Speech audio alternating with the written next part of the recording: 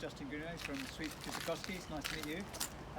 Interesting pile behind us. We've pulled out a couple of examples. My one I'm quite pleased with from a design perspective.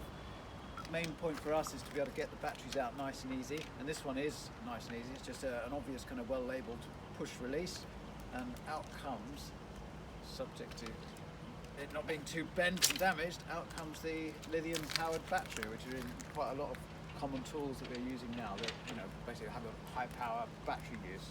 Yeah. So that was quite good. That was good for us. This one, not so much. And I suspect most of the weight in this is actually batteries and motors. I suspect so, yeah. It's obviously a hoverboard, probably a battery this side and a battery that side. Because of the nature of their use, they have to be quite well sealed because they're out in all kinds of weathers, hovering along, and driving people along.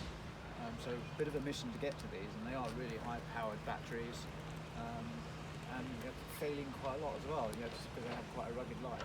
Yeah. And it's worth pointing out that one of the things you mentioned here is the red camera just behind us. Yeah, yeah. I don't know whether we can get a shot of the red camera up there, but it's... it's a thermal camera looking at the pile of electronics around us, just in case a battery gets annoyed and starts heating up and going into something called thermal runaway, so essentially catching fire, which is quite common for lithium batteries, and that's why it's really important to get electronic waste here, where we're expecting and we can manage that risk, as opposed to in the general waste or dry mix recycling, mixed in with our cans and plastic bottles. Those guys aren't expecting batteries at all, whereas we are expecting batteries to manage that risk. So where does it go once you've processed and separated the batteries? Do you manage all that sort of regrinding and extracting the minerals? It'd be lovely if we could do everything on one side, but it's just impractical. Our plastic goes onto a plastic recycler, our batteries go onto the battery recycler. So kind of next stage for this battery would still be in the UK, but it will go as a mix of other batteries, and they'll sort it into different chemistries, and then they'll actually have quite an exotic life ahead of them. Some of them will go to France, some will go to Canada, all kinds of different places, depending on the chemistry types. But essentially, the black mass will be generated back out of these lithium batteries at some point. And so I guess, we're kind of alluding to it here, but would you have any design engineering tips that, would help you in your process of getting the job done better? Specific to that one, yes.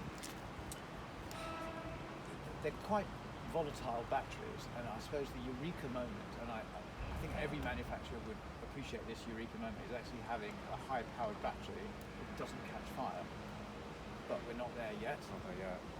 Solid state is still very much high. I know a lot of people are trying to work on that. Nobody wants to make a product that catches fire. Absolutely. But until then, it feels like designing things where we don't sort of, should we say, recklessly glue in a battery just for ease of assembly, when it's incredibly hard if you take all this off and it's still glued in, you have to pry it out. Exactly, yeah. You really do need to think about disassembly if it damages the battery. That's a bad thing, obviously. The risks for us when we're taking it apart. Well, and I think it sounds like we're getting another delivery, so that would be a wrap. But thank you so much for your time today. Yes.